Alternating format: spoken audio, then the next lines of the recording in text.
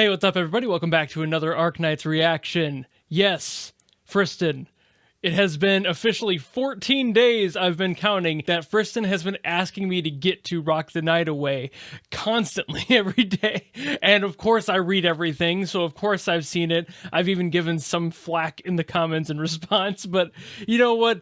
2 weeks is a pretty valid time. I also just did another one that was about 2 weeks of waiting before I finally got to one. And yeah, let's get to this one and see why Friston loves it so much, shall we? Let's go.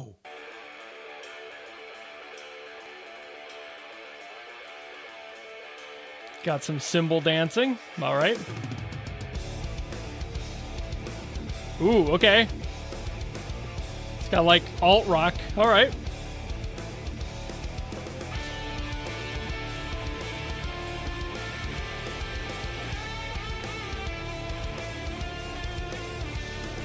Nice lick.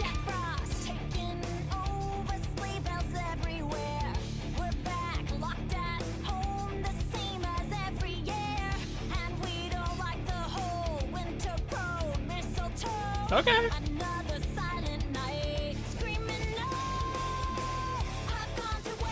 All right.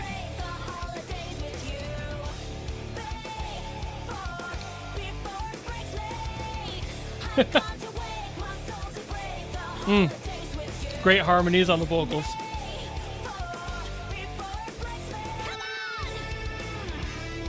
It's a good riff. I really like this riff. Jeez, a whammy bar? Whew.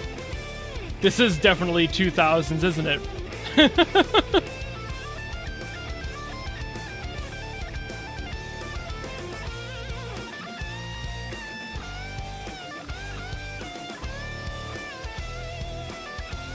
I'm trying to avoid making commentary about the animation. That's very difficult for me.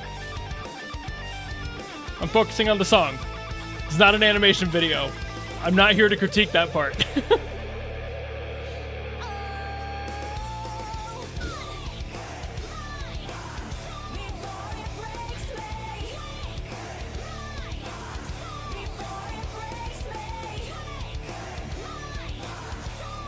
I think what I like about this riff is how simple it is, but I really like that simplicity. It doesn't need to be too much. I actually really like that. Little stereotypical, but not in a bad way, you know? So this is exactly the type of music I listened to during my edgy phase in like middle school, and I still listen to this day, because while you can take the person out of the edge, you can't take the edge out of the person, and that's why these songs are still in my library pretty heavily. I have a lot of songs from this, like, this flavor is very early 2000s, like grunge alternative rock metal. There's definitely something to be said about the way this song was mixed, because it sounds very high. The treble is really heavy. There's not a lot of low end really, and I would usually mark that as a bad thing because it is pretty noticeable.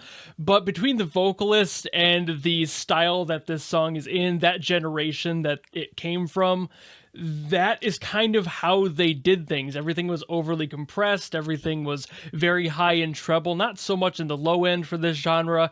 And it really just, it served to punch you in the gut. And that's what songs like this are just designed to do.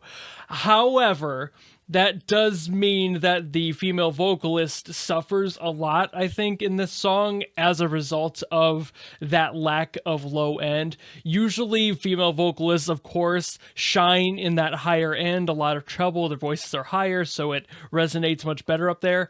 But you lose out on really any support underneath it by removing all of that bass. It has a moment of, like, especially during that spot where the vocals were processed and cranked even more on that compression, it just felt thin and not in a good way. So I have to dock it points for that. I think the production could have been a little bit better when it came down to the overall mix. While it does harken to that early day of mixing and those compression wars that were going on, this doesn't really hit that same flair. And as much as I have fond memory of those days back then, it's definitely through rose-tinted glasses and looking at it objectively, not the best mix. And I know I've been saying the singer this whole time, but I know it's Christina V. I can tell it's Christina without even having to look it up. She has a very distinguishable tone, a very unique flair to her voice that I can just pick out of a crowd.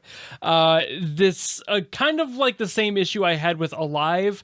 I feel like her vocals weren't quite there yet, and she has improved since then doing the rock stuff, and I've talked about that with Obadiah and a few other people. It's just a matter of knowing that this song was a little bit earlier into that, where she was doing a little bit less rock stuff with this group, and she doesn't quite have that body to the voice yet. She didn't really, I don't feel she knew where to put it, and she was just kind of cranking her voice high and going over the top for the purpose of making it sound rocky instead of utilizing more of that diaphragmatic center and supporting her voice more, and instead rather supporting from the shoulders, and it comes out a little bit too high, screechy without any of that body. It's just a factor of technique, and while Christina's an amazing vocalist and she sings pop extraordinarily well and always has, genres like this with rock and metal, you almost need to have a little bit more body, whether that's a vocal fry that's a little bit more aggressive, or if it's just an overall tone thing with support.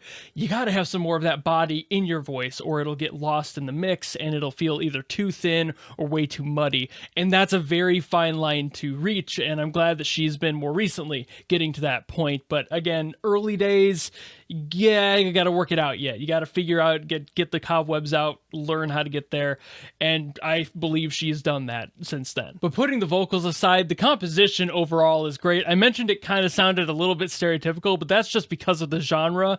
This like heavy metal, heavy rock sound is very much like rooted in the same like 10 different compositional structures and the chords used within them. There's not too much variance. There's not a bunch of originality. You can take the same couple of chords and just slightly move them around and get a bunch of different songs. It just depends on how it's used. And at large, just like this song does, if you have a sick solo section and a really rock solid drum part, that's all you really need to make it sound good. And I think that Stephen Grove, who is the composer on this one, did a great job at doing the most with so little. Because, to be honest, even though I do love it dearly, the heavy metal, heavy rock section of music tends to be a little bit easy, you know? It's like, there's not too much to do there. But if you can make something that you can headbang to and that you want to suffer alone with the lights off in your bedroom because your parents just don't understand you, that's the vibe that you have to hit. And I think that Steven did a great job by hitting that vibe here. I've got to give extra points for my bias here too. I love that little ride dance at the beginning. As a rock drummer, I adore that. It's really fun to do that, and I just love hearing it.